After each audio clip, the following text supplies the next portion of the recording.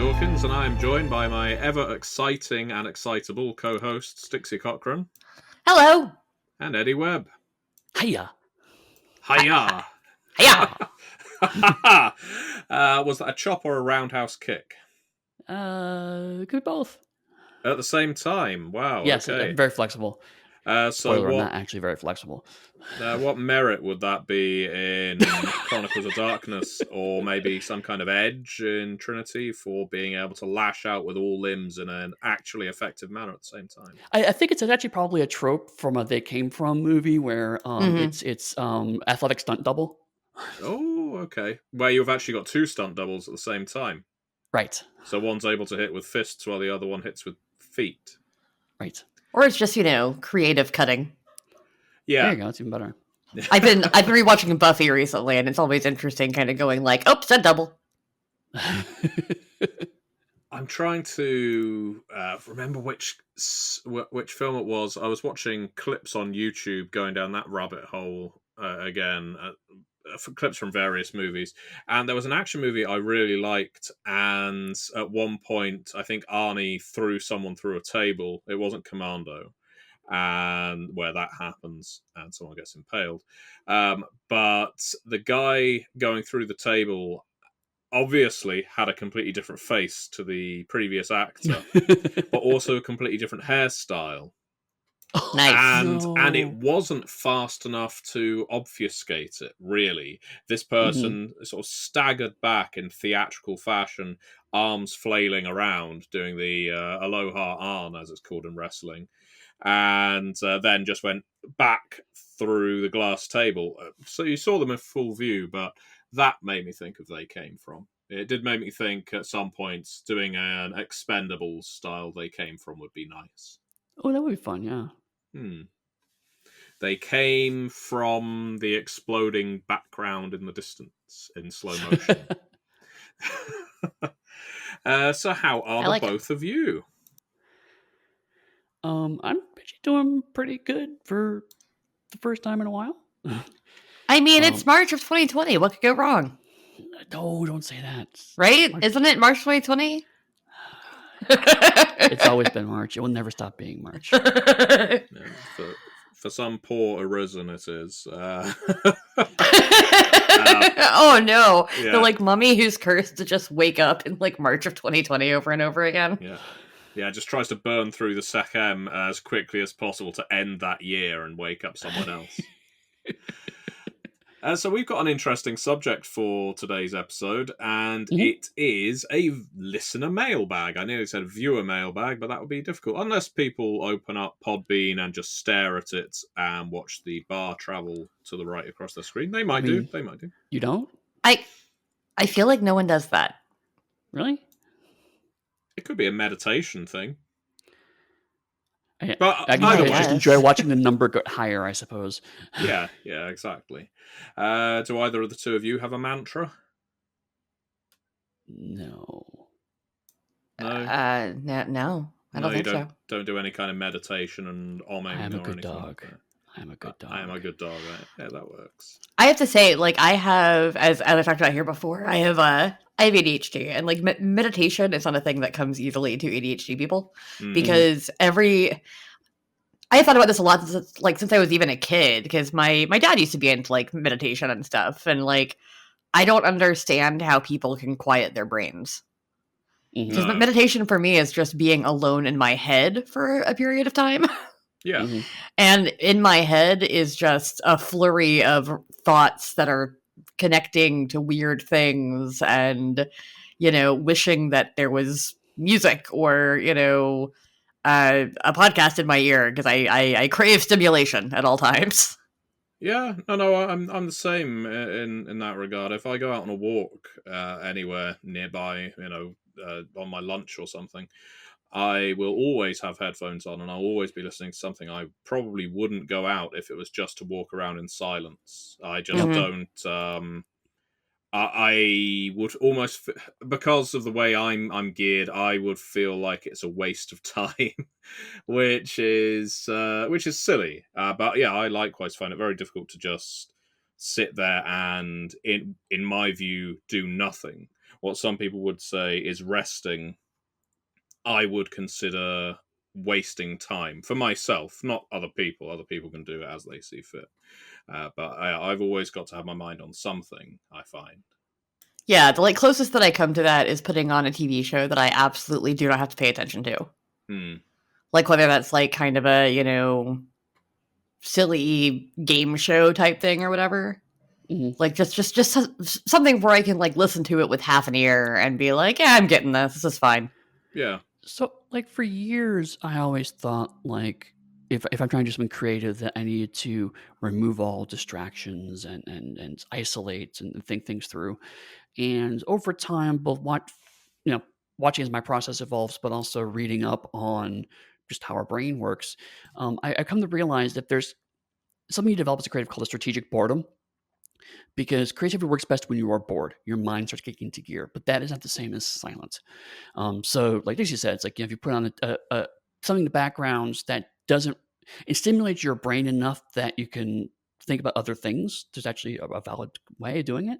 And you're developing and building up that boredom. Whereas, like you guys said, if I go on a walk and I don't have anything I'm listening to, I get bored in the wrong way.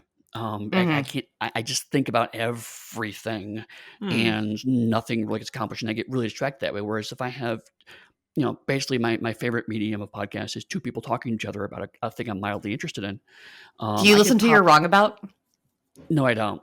I probably should. That's two people who I like very much talking to each other about a thing that you probably know about, but you will learn at least one new fact. Right. And that kind of stuff is so the voices, the susurrus of the voices helps me, especially with my hearing loss. It's I don't feel like I have to listen to every single word. I can kind of just tune it out. And I find that stimulates my creativity more strongly. In fact, just today I went for a walk and I was listening to Writing and Breathing, which is a podcast by Anthony Johnston talking to other writers about the writing process. And it's I know most of this stuff, but little bits in here, and I start getting me thinking about my own work and my own writing process. I can work on this, and I start getting some creative drives in a way that I haven't had in probably a year. I don't attribute it to that specific podcast so much as I think I'm finally moving out of the general existential dread I've been living in, and finding my boredom is actually starting to kick in again. So long way of saying that meditation and silence and boredom are all somewhat distinct, and a lot of times they get confused for people, particularly by creatives. Yeah. Oh, that's very insightful. Yeah, totally. And I'm really glad that our listeners asked so many questions about that. They didn't. Right, yeah. I answered the question I was not asked. That's what I'm here for. Yeah, but it's our show. It's not their show. They're not the ones putting all the time in. They don't record and edit every single week. They just listen and give us their lovely, much appreciated patronage. I love how just every now and then you get really antagonistic toward the listeners, and then by the end you're like, oh, reel it in. No, we love you. We really do. Please don't stop listening. Yeah. So, shall we get on to these questions that we have been asked? Absolutely. All right, so here's the first one. I'll pitch this one to the group and see who answers first. What are the chances of seeing a new Promethean book, or in general, expansion to the Chronicles of Darkness line? I feel like so many of these questions, the answer is just going to be that's up to Paradox. We would enjoy doing a whole lot of books, but really it's not our brand to manage, Right. So it's definitely up to the license holders as to when or what we kind of get to do in the future, which is fine, honestly. There's so many Chronicles lines that if they were all moving full steam ahead right now, I'd probably be crying in a closet. Yeah. And it isn't an interview episode, so you don't need to get in a closet. It's fine. But yeah, no, I mean, also it's just sometimes we've put out a bunch of books and we feel like that's kind of a good place for the line to be, Yeah. Mm-hmm. And Promethean's one of those that I think we have it at a really good spot. We the Night Horrors book that we put out a couple of years ago is amazing, in my opinion. Mm-hmm. Stephanie DeVan outdid herself on that. And no, I'm just letting it rest for a little bit. I think that Promethean has earned a chance to rest. But ultimately, any question about will there be future books in X line that we don't own is up to the owners of that line. Yeah, and to elaborate further, sometimes it is a case of making a pitch to a company like Paradox, the licensor, and hoping it lands. But other times they have desires regarding a game line, or we may be in a sort of holding pattern, waiting for a go ahead in general.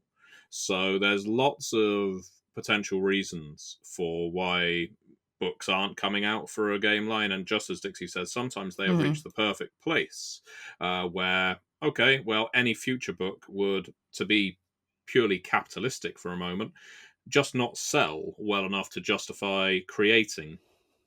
So, we have to have our mind on all of these things. And, well, hopefully that answers your question. Unfortunately, we didn't have the name of the questioner in this case, but... Well, I said they could remain anonymous on the forum, so... Okay, well, fortunately, we do not have the name of the questioner in this case. Ambivalently. Anyway, so Alan Kelly asks a question. Have you ever had an idea for a mechanic or narrative beat that you've realised doesn't fit the project you're working on? I'm going to point this at you, Eddy. Have you discarded the concept, pitched it for a different project, or put it away for a rainy day? So the short answer is yes, frequently. A lot of how, at least I design, is very iterative. So I'll throw some ideas together and then we'll talk it through, or I'll think about it for a while, and then I'll pull stuff off and add stuff on, and pull stuff off and add stuff on. And a lot of times, if I think there's something there, but it's just not working for this project, I will put it away. Sometimes the idea is just garbage. It's just not working. And so it's like, well, then there's no point in saving this. But I do have several Dropbox folders. They're just full of random bits and ideas. And I also have some OneNote pages that are full of random bits and ideas I just jot down. And sometimes they cohere into a project. A lot of times they don't. I mean, like I have... over my 20 years, the other day I was digging through, like I have stuff going back into like the 90s that I've never actually done anything with. And there's probably a good reason, because they're probably not great, but it's like, well, maybe someday. Whereas I talk about this a lot, but with Pugmire, those were some ideas I've had vaguely involving D&D since probably I started playing D&D in the 80s. And it was in the back of my head for a long time. And finally I found the right project to kind of put those together on. But it really... ideas are frankly very cheap.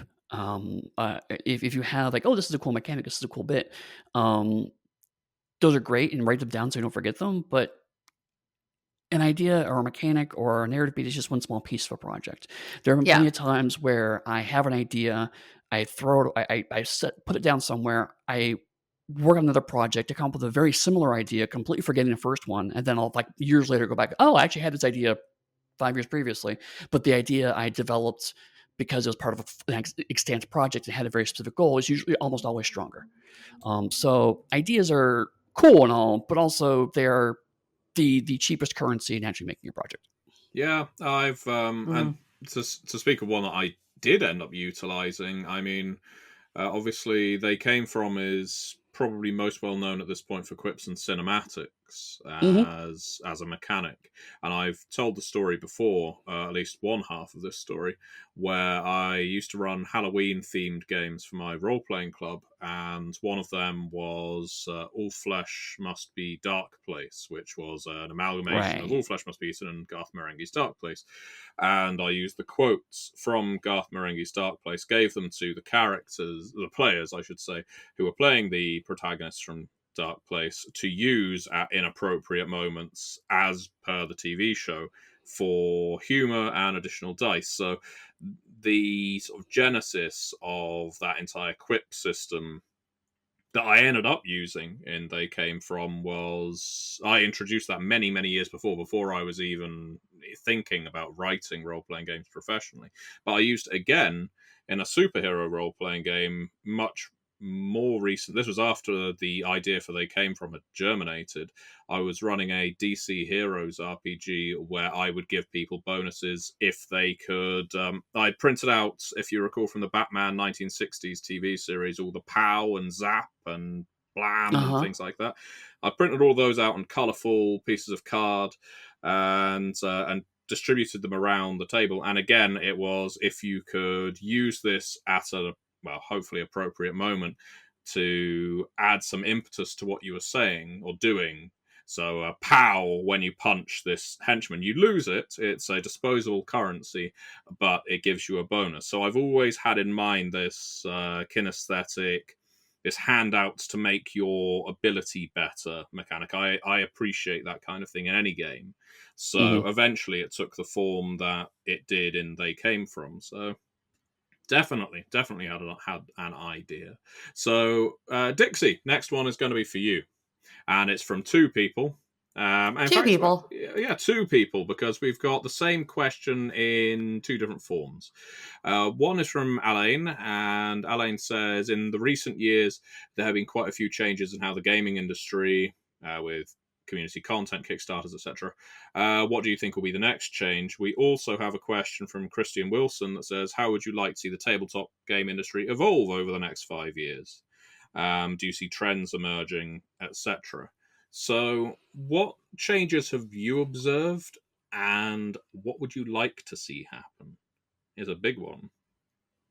Yeah, this is hard. I was just talking about this to some of our internal folks yesterday. Like, I feel like there's been a bit of a swing towards more narrative games recently, including quite a few games that don't require almost any dice / mechanics, where it's just like it's a guided imagination tour, and that's super cool. It's a little odd because I'm used to having some math in my games, even like minimal math. But I've seen a lot of the narrative stuff happening, including with things like the Choice of Games novels and stuff that you're familiar with, Eddy, where it's kind of a game, but it's kind of not. So yeah, I never know. I feel like every year or so, some big like Kickstarter or new project will come out that I just didn't even see coming. Yeah. What's the one that just launched yesterday? The like Crow. I'll have to look it up in a minute. I tweeted about it, but there's a Kickstarter that launched like yesterday that is essentially a futuristic setting, as if Native Americans were never colonized. Oh yeah, I did see that. Yeah, and it exploded. Like it's all over Twitter. It's called Coyote and Crow, and they funded in like 45 minutes, and are now at $136,000 of $18,000, and are like literally going up as I'm looking at the page. So I think a lot of like own voices type stuff has also been coming out recently. Yeah. And I want to see that continue. Like I want to see games about disability from disabled folks, and I want to see games about, queer identity from queer folks, and I want to see games about the Black or Indigenous experience from those folks. So like I like that we're seeing more of that, and I want to continue to encourage more of that. So honestly, the biggest trend as far as the people and the content is that more diversity, more lifting up of marginalized voices. As far as technology, I honestly don't know. Like, I could see a space for virtual reality gaming. I think that a lot of things that we took for granted as being best in person have really been shifted over this past year. Yeah. And we figured out how some things are actually better remote. Some things aren't, but some things are more interesting remote. If nothing else, the fact that you can, run a stream on Twitch where you're only really dressed from the chest up. Right. It's not the worst thing. Because, if people come over to my house, I've got to put on real pants. What? I don't like it. Humans will rapidly evolve to become a trouserless species. But yeah, so like I think that once we come out of the other side of this whole pandemic thing, we're going to see a big reevaluation in how we think about gaming in person, even gaming at conventions. because I was talking to some folks last night and I was like, even if I go to PAX Unplugged this year, which is in December, right? So we've got months and months. I don't know how comfortable I'd feel going maskless there. But that could change over the summer. Once a bunch of people are vaccinated, like we could actually slowly get used to being maskless again if we're not like actively feeling ill. But I think that it would be cool if we, shifted to wearing masks if we do feel ill, like they do in a lot of other countries. But yeah, that's a hard one, especially over the next 5 years. Like I'm thinking about everything that's changed since 2016. Yeah, good lord. And even just the like language that we've changed using, and how we talk about certain things. So that's a tough one. I don't know if Eddy has any more specifics than I do, but it's rough. I mean, you covered a lot of it, but having been through a few innovation cycles now, one thing I've noticed is that what happens is there's usually a big breakthrough, and then the next wave of innovation is usually some way to normalize is probably the wrong word. But for example, PDFs. Like I was around when PDFs were first just being sold, and initially it was just here's a screen, here's a file that you look at your computer. And then tablets became huge. And there was a period where before that, PDFs weren't quite sure, do we have to format them for a screen? How about printers? How do people use these? And then as tablet use increased, then a lot of PDFs started kind of designing for that, and for other forms. And over time, we kind of hit a kind of a standard now. And like, if you buy a PDF game, if it's not formatted like a book, it looks odd to us. Yeah. We've just kind of come to normalize that. But most of the times, if you have a tablet in portrait mode, it's usually the ideal way of doing it. It's unspoken, but that's kind of how things have evolved. So I think the next big wave is probably going to be similar things on the digital VTC front. Right now, we're going through the awkward stage of taking a art form that is primarily designed for being around the physical table and adapting it to VTT. But I think we're going to start seeing games that are native to VTT. And I think there's possibility for even start seeing games that launch entirely on VTT and don't necessarily have something that resembles a book that goes along with it. Yeah. The mech game you mentioned, Matthew, is starting to do stuff like Lancer. that. Yeah. That's Lancer. exactly what I was thinking of when you started talking about this. How it's pretty much all controlled from the character sheet. So as long as everyone has got a tablet or a monitor in front of them, and of course they can use VTT for maps and so on, which is helpful for a game like that because there's a tactical element to it. But yeah, you don't need a book. It is all embedded in the, I guess, a virtual console, if you like, of the game. Right. Which is very smart. Alice is Missing is a similar kind of thing, because while I have the physical product, you don't need the physical product at all, and it's a game that can be played purely by text, and in fact is made to be played by text without any communication, any vocal communication. So yeah, I think that's a pretty good estimation for where things might go. I also think that there's been a big push this year, especially for accessibility. Yeah. Whether that's making things, friendly to colorblind folks or making things friendly to people who have hearing loss. Because one thing that I did point out is that online conventions are, as a whole, more accessible, right? Yep. Because you can attend them regardless of mobility issues. You can attend them regardless of distance. Like you can go to an online con, across the globe for the same price as people who live near the people who are presenting. Yeah. You can also collaborate with more people that might not be able to get to many cons. But that said, there are certain things that you just can't do as well with an online con. And that's things like, have interpreters all the time. Yeah. It would be cool to have those. And that made me think about having interpreters at all cons all the time. But I know they're expensive. Like, Dragon Con has a sign language interpreter. But they only come to panels when they're requested. Because they can't do, all the panels. Because at Dragon Con, there's like 50 panels going on every hour. Right. But yeah, like stuff like that made me just think a little bit. And I think that a lot of people are thinking about accessibility in design in a way that they weren't, especially people who don't have a disability. Like they're actually, thinking about this in their design, like having fonts that work well with screen readers. Yeah. Which isn't something that I had ever thought about until the past couple of years, because it just wasn't something that I even knew about. And now in the, world of like adding alt text to your stuff on Twitter, things like that, it's like, oh, I'm learning about, screen readers and how those could be used, how they might not work with certain fonts, and how you need this kind of thing. So yeah, it's just all stuff that we're all thinking about now. Mm-hmm. Lovely. Okay, I'm going to get on to the next question from Typhonius Starheart.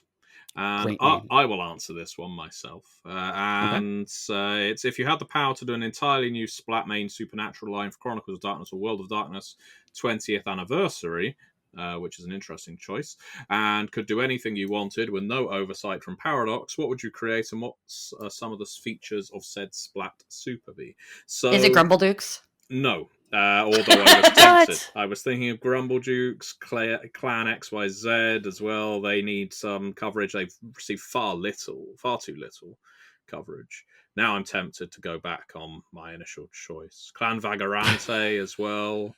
But no.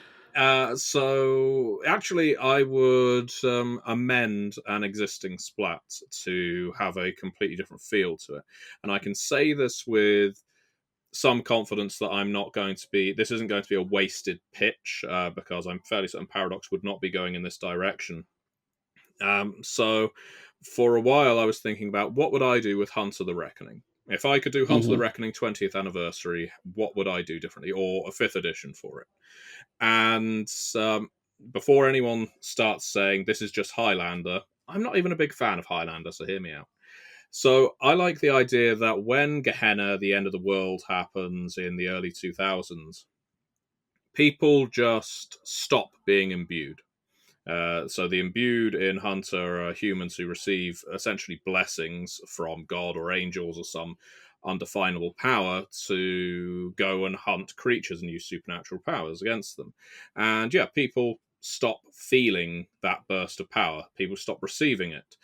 And they're no longer given direction as to who to hunt. As far as they're concerned, the end of the world has happened. Maybe the mission has been won, or maybe it was a failure. You don't know. You're sort of lost in a post-war PTSD feel of, well, now I'm all tooled up. Where do I go? What do I do? And so people's powers start fading, which leaves people feeling even more rudderless. I've just been on the front line against vampires and werewolves. I know what the world is like, but now I am on the back foot because some of these enemies I made who I didn't kill are going to come after me now, and I no longer have my power. Now, where that Highlander I guess, addition comes in, Highlander-esque, is imbued can give their imbuements to other imbued. You can't get them through killing monsters. Killing monsters does not make you more powerful, but hunters can essentially sacrifice themselves or be killed by other hunters so that hunters can regain their power, become more godlike, and continue their fervent quest to deliver a reckoning to vampires, werewolves, mages, demons, etc., etc. And I like the idea of it because it means you could play absolutely normal, mortal, mundane Hunter the Vigil style hunters with tactics who aren't reliant on supernatural power, but you could also play hunters who are hungry and desperate to stay supernaturally gifted and are basically killing each other if they don't feel they're up to the job. So, you've not taken down a monster in the last 3 months, so I'm going to take your power because I can do it better than you. And you've got entire cults forming around these people of lesser imbued who are prepared to give up their lives so that you can take their imbuement. So that would be what I would do with Hunter in an ideal, mythological, never going to happen world. So that would be my addition to the world of darkness. So you become like hunter vampires? Also Highlander? Yeah. Without all the quickening stuff, I don't think you would need...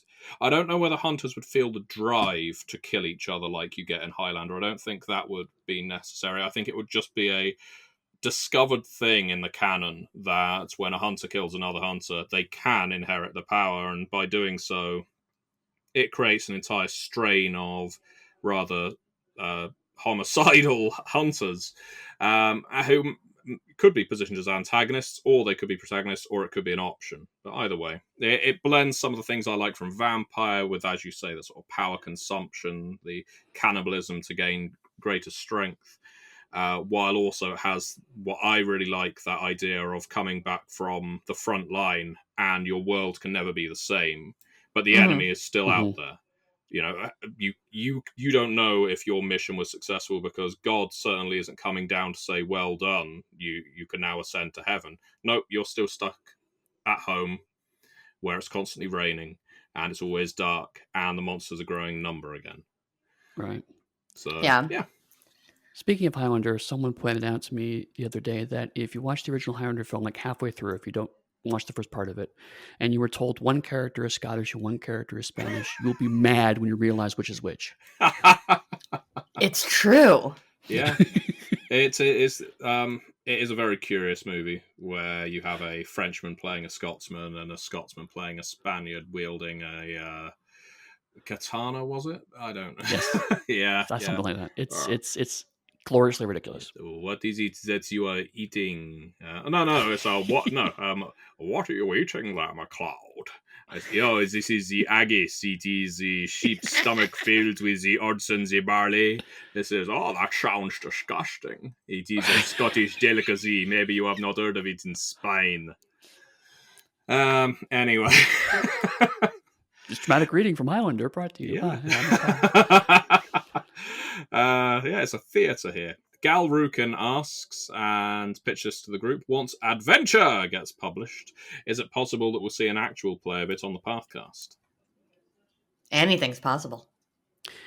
Yeah, anything's possible. We've actually been talking internally about how we do actual plays. Because we had fun doing the Scion and the Trinity ones, but maybe find different ways of doing that. Maybe inviting other people on to run for us. We're still mulling it over. But I will say we wouldn't necessarily wait until it was published to consider an adventure one. One of the things that we have found valuable is making sure we do actual plays like that. It's allows you to immediately go off and do a thing.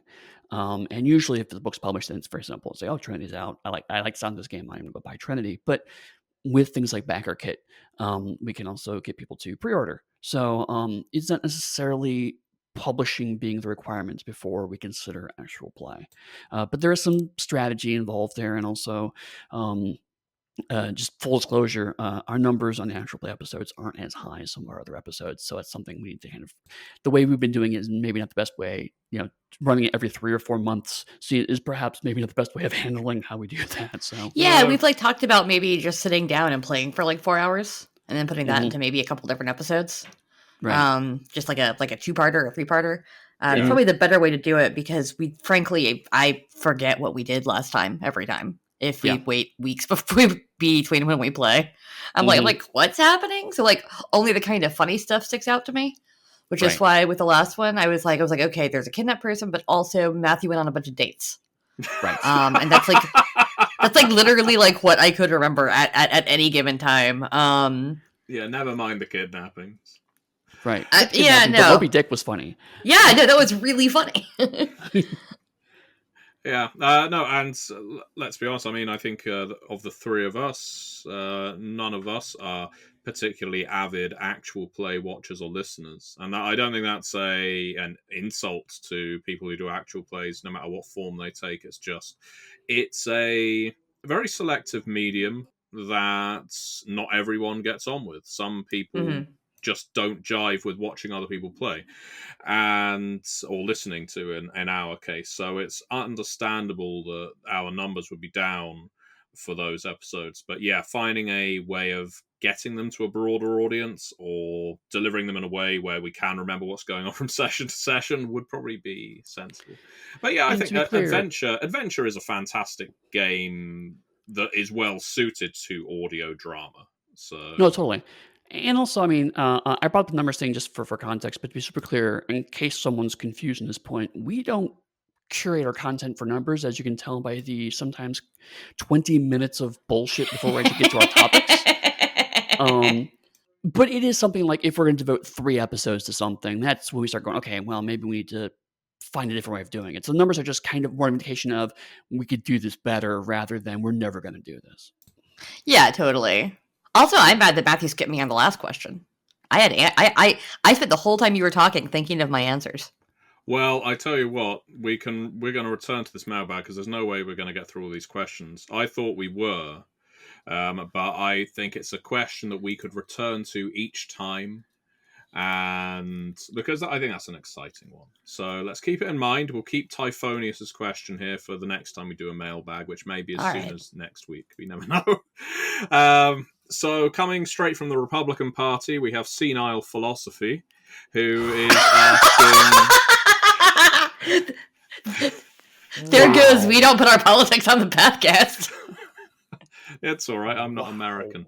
So Senile Philosophy asks, if you could make a licensed game for any IP, what would it be? So Dixie, as I left you out, I know we've spoken about doing licenses of, dream licenses before, but what would your dream license be right now?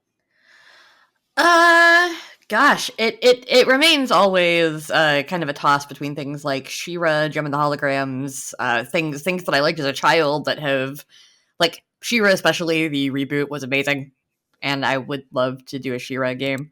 But also in the more adult side, Kashil's Dart, and also my Magical Girl game that I talked about, which if I could do a licensed game, that would be cool, but I think the 2000 Sailor Moon role-playing game just has it covered, even though it's ridiculous mechanically. Oh my god. I think we've got a bit of time then. So Eddy, you've got your magical wish to have any license you want right now. What would it be? So the answer most people would expect, I'm not going to give because you don't have to do a Sherlock Holmes licensed game. It's public domain now. You can just do whatever you want with it. Doesn't mean the Doyle estate won't come after you.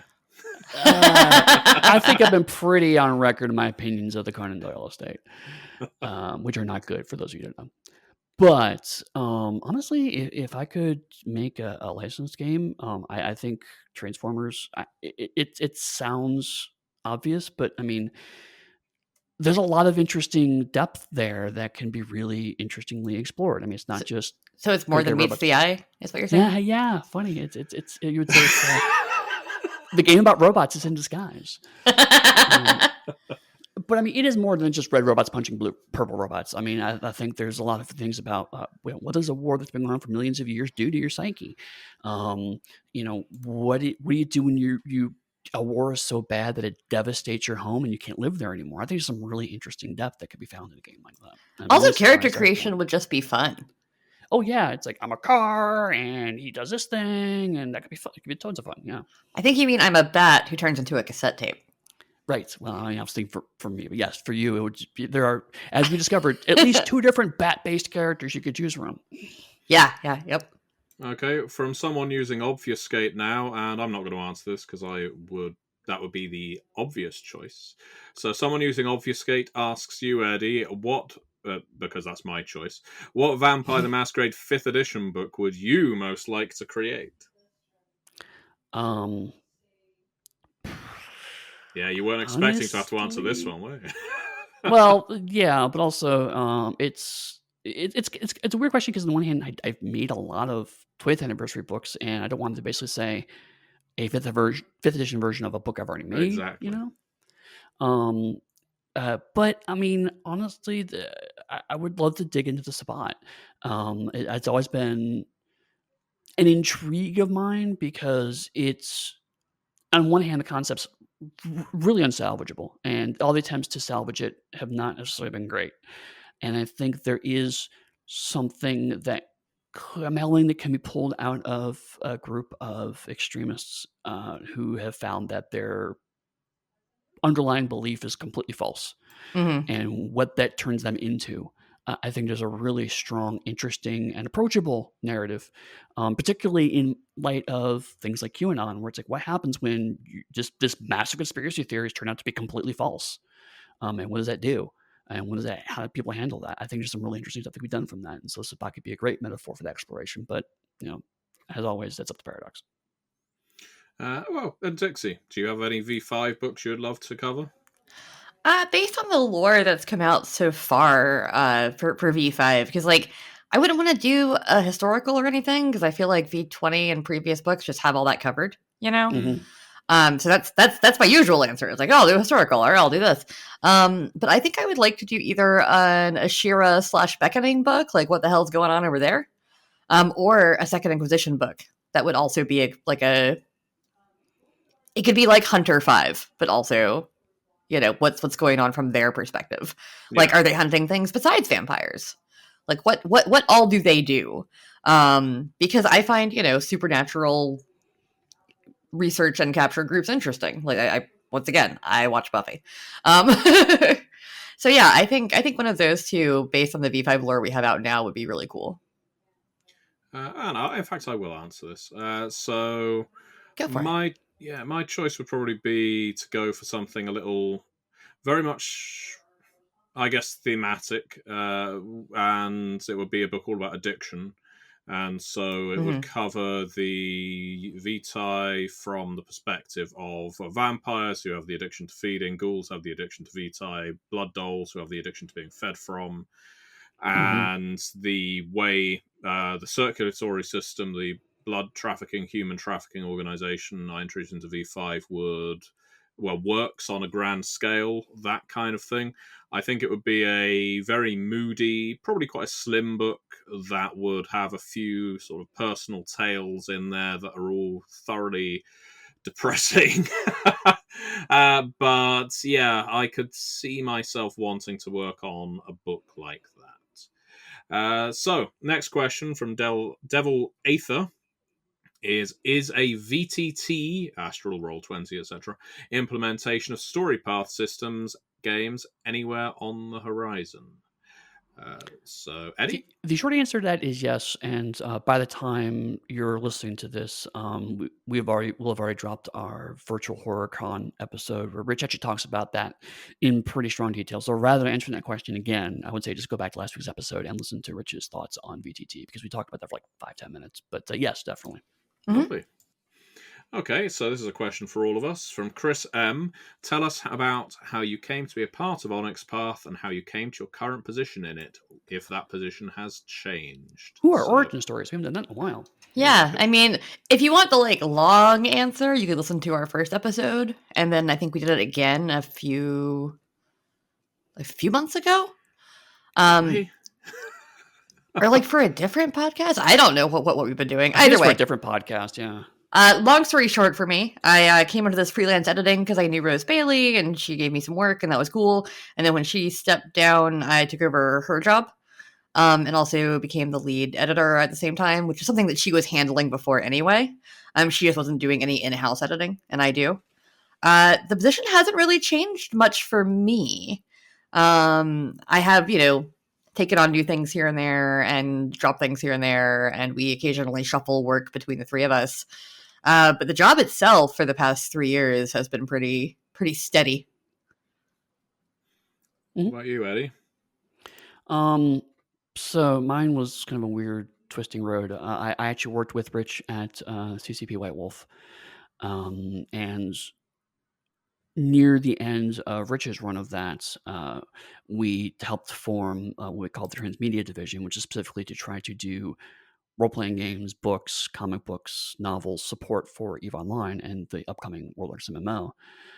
So when Rich went and joins or formed Onyx Path Publishing, initially I was just his CCP contact because he already worked with me and I already knew what he was talking about, so I could translate from publisher to video game designer if need be. And then when I got laid off, I became a consultant. And it's basically I would just show up to meetings and occasionally consult and do projects here and there. And then around the time all three of us were hired, I came on board as an in-house developer, where now we're all still freelancers, but this is my quote unquote day job now. This is basically where the majority of my freelance time goes, is to Onyx Path, to not only consult for everybody on the team, but also to manage projects in-house, to be more of a producer, to make sure the developers have the resources they need, and occasionally to pick up projects myself and manage and develop them. And my journey saw me at first a humble freelancer. I mean, I'm still a freelancer now, I guess, so we don't have exclusivity placed on us. Yeah, we all are. So first involvement with Onyx Path was as a consulting developer on Book of the Worm, where I got to see how a book is made, basically, and I learned lots of things from Stu Wilson, the developer of that book, that were very handy for then writing a formal submission, which was picked up, and I got hired as a freelance writer, then got consistently hired thereafter. Then I started getting hired as a developer, starting off as a co-developer. Was Beckett's Jihad Diary my first development gig? Now that I come to think of it, because I was probably co-developing that before I was developing something like V20 Dark Ages Companion on my own. I thought Pan's Guide was your first development work. I think I started Pan's Guide after Beckett's. Okay. Either way. So that's interesting, given that Beckett's is probably the book for which I will, if I'm remembered for anything, it'll probably be that one. But yeah, either way, so I developed books, and then my career trajectory changed outside of Onyx Path. The various people being let go, I wanted to change pace from doing my training. I was working on video games and also on freelance writing. I wanted to do more writing, and I asked Rich whether there'd be a place to do it on a more permanent basis or long-term basis. And so I had to put together a pitch for Rich that laid out exactly the kind of roles I would be doing, sort of cost justification, that kind of thing, to be on as a full-time developer in-house. And initially the plan was going to be I was working alongside Rose. And that plan then changed shortly after. And then do correct me if I'm misremembering this, because then I was working with Eddy and then I was working with Dixie as the in-house developers. I think the original plan was Rose was going to be doing Chronicles while I was doing World of Darkness, and Eddy was going to be doing everything else. I think that was the original plan. Right. The way I remember it was when Rich was talking to you, I talked to him because, full disclosure, Rich was talking to me about my thoughts about you. And I was like, actually, I kind of want to do a job like that too. And He's so a punk. we talked about, we talked about the layout of that, because initially part of it was to give Rose some breathing room, because she was doing an incredibly intense amount of work. And then Rose parted with the company very amicably. And Rose recommended Dixie to fill her slot. So I think we all came on board officially at the same time, but I think it was kind of you came first, and then I came shortly after that to kind of expand my consulting role, as it were. Yeah. And then Dixie came in, like she said, to fill Rose's slot, and then we started, okay, let's actually shuffle the Rose's work around a bit more. Right. And that's how we sorted it out. As it turned out, Rose Bailey was doing the work of 3 people. Yes. And that's why she needed to leave and work on her own stuff. Yeah. It's one of those things where when Onyx Path started, we were doing some of the licenses. We had a couple of our own properties we were working on, right? But like as things like Trinity and Scion and Pugmire and They Came From and Cavaliers, all that like expanded, her workload, I don't think she even realized how much it was. Yeah. So hats off to Rose Bailey, because she was doing the work of 3 people for a minute there. Absolutely.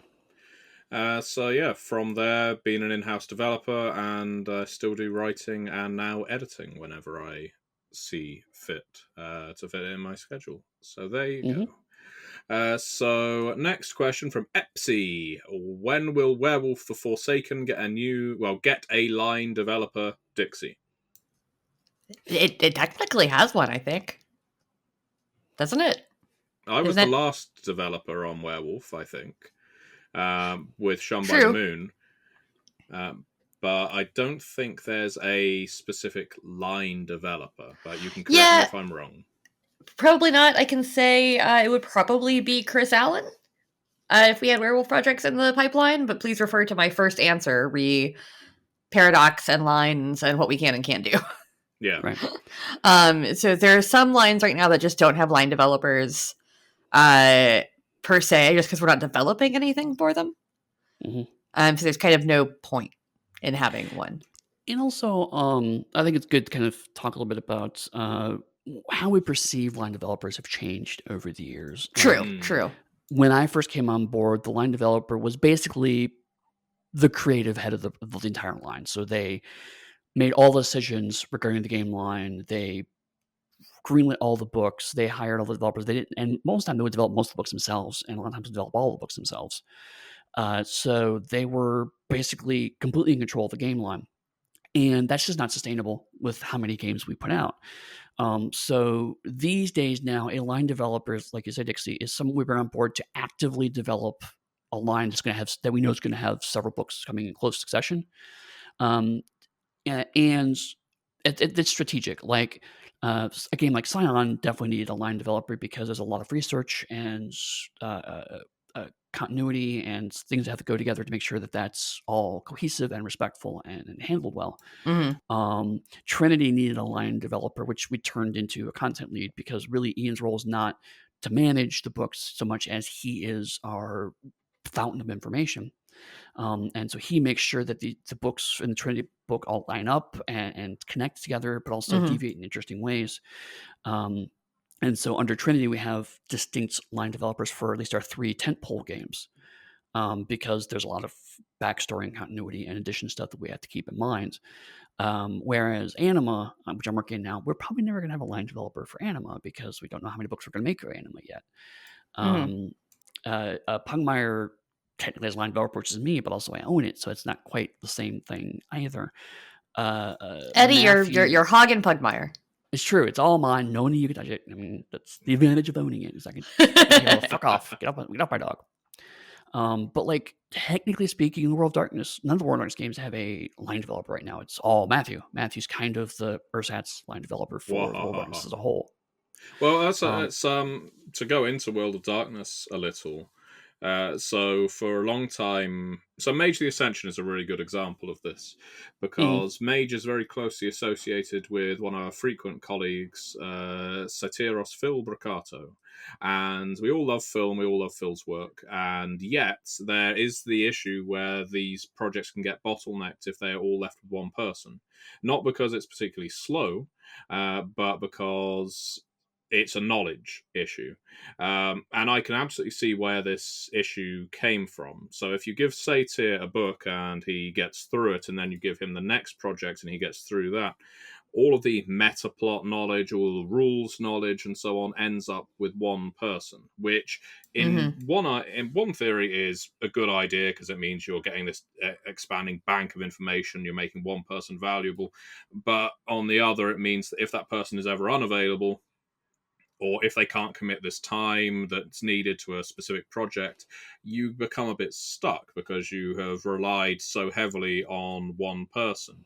And so that's why on a lot of the recent books, Satyr is still involved. He's a writer, but we're shifting out developers. So, for instance, on M20 Victorian Age, we've got Ian A.A. Watson, and we've got Chris Allen. And on Technocracy, we've had, well, on Mage books recently, we've had Travis Legg, we've had Danielle Lauzon, we've had Steffi Devan. Upcoming books, we've got Lauren Roy on Rich Bastard's Guide to Magic. We have Michael Barker, who's a new developer with us. And yeah, so the idea being that disseminating the knowledge actually not only keeps the games fresh, because you can start to return to the well if you're relying on the same developer over and over again, but it also means you don't end up trapped 5 years down the line and entirely reliant on one person delivering, because that can completely paralyze a line, or at least for a long time. So yeah. Right, exactly. For me, kind of the metric is if there's going to be a lot of books coming out, and in a relatively short order, we need someone to just make sure that those books don't overlap or contradict or run into each other. And honestly, with the licensed games, we don't really need a line developer for that, because we have a license partner who usually covers a lot of that. So, I mean, Paradox is going to have a stronger say than any line developer we could bring in for a World of Darkness game. So true, yeah. Okay. Yes. So let's move on.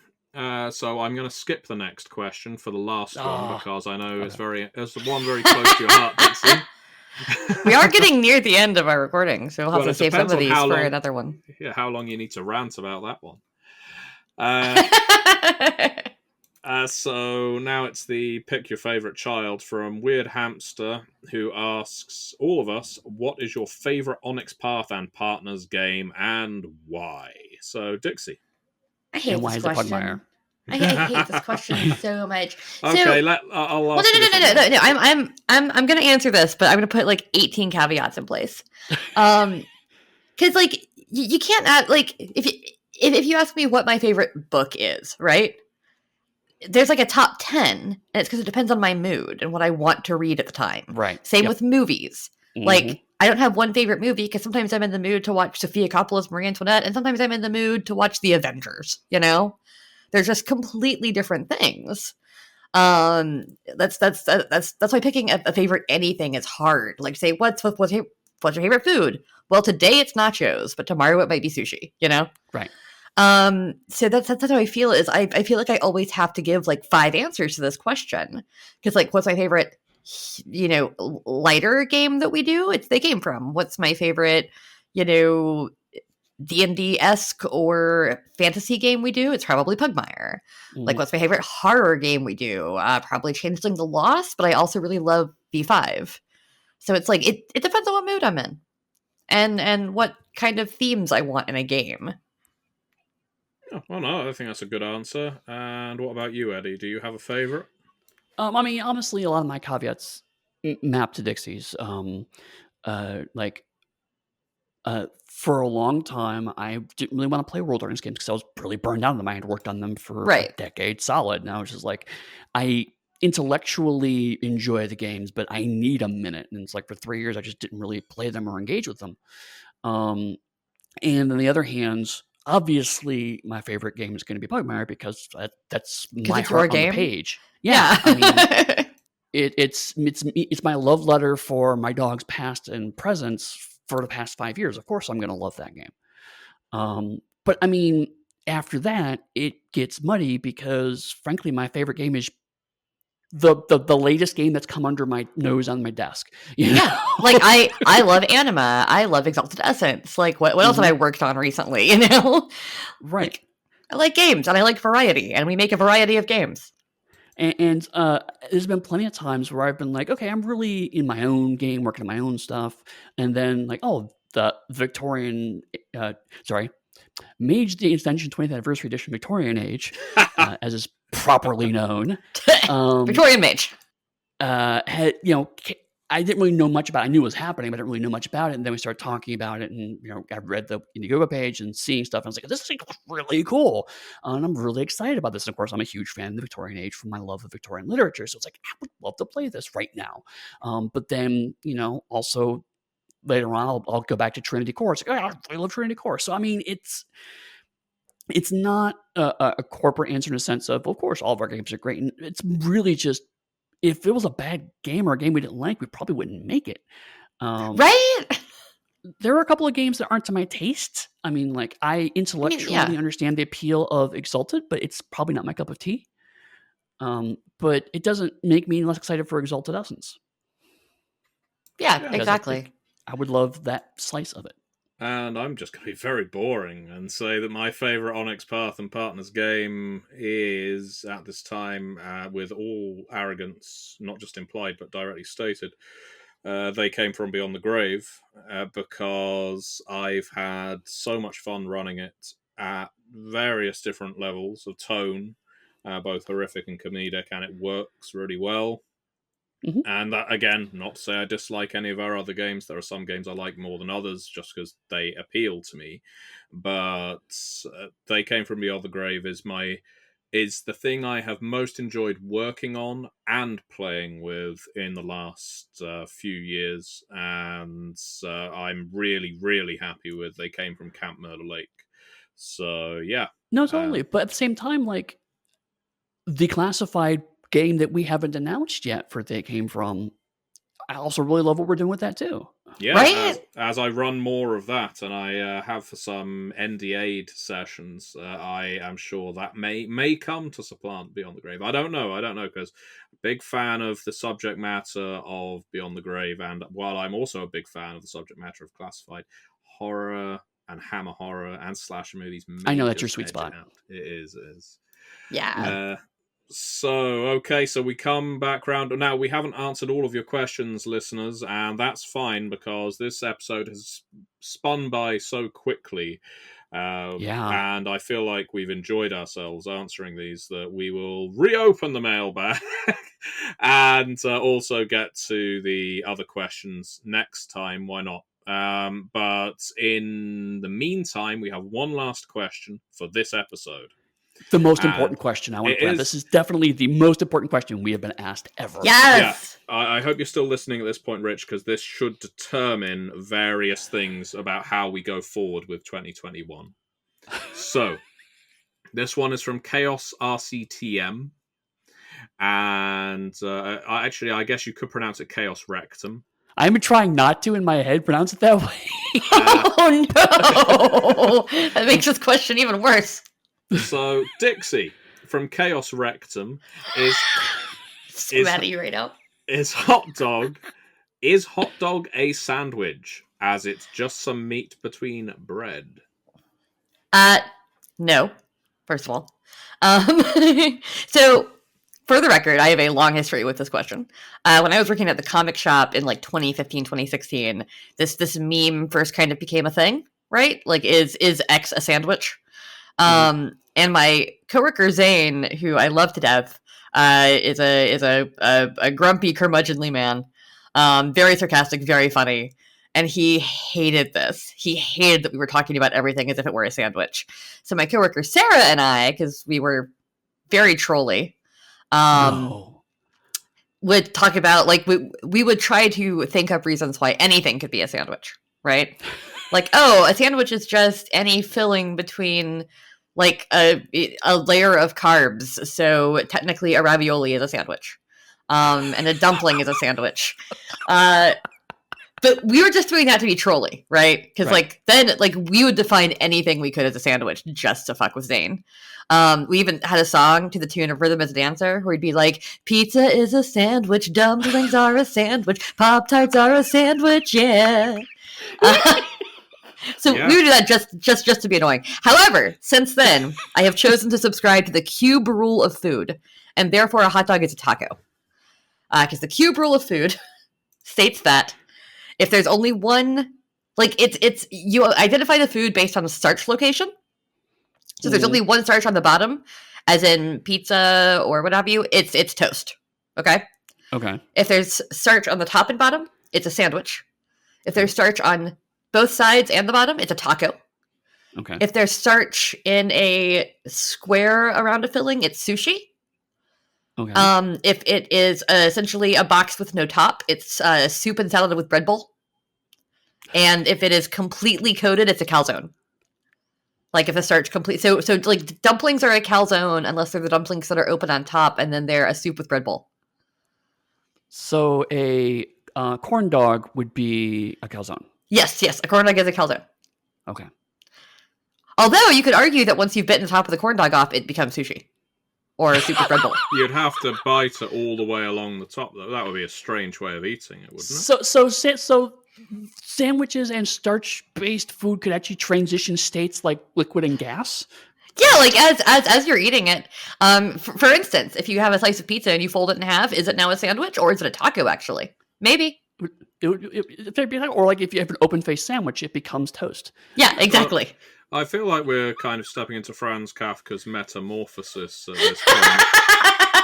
At what point does a sandwich stop being a sandwich? But I appreciate the amount of time you've dedicated to this in the preceding years. I guarantee Chaos Rectum didn't anticipate this. Also, raviolis are just tiny calzones, which makes me very happy. Mini calzone. Just little tiny baby calzones. See, there is something. There's something deep inside that revolts against your supposition. You don't have to subscribe to the cube rule of food. I just do.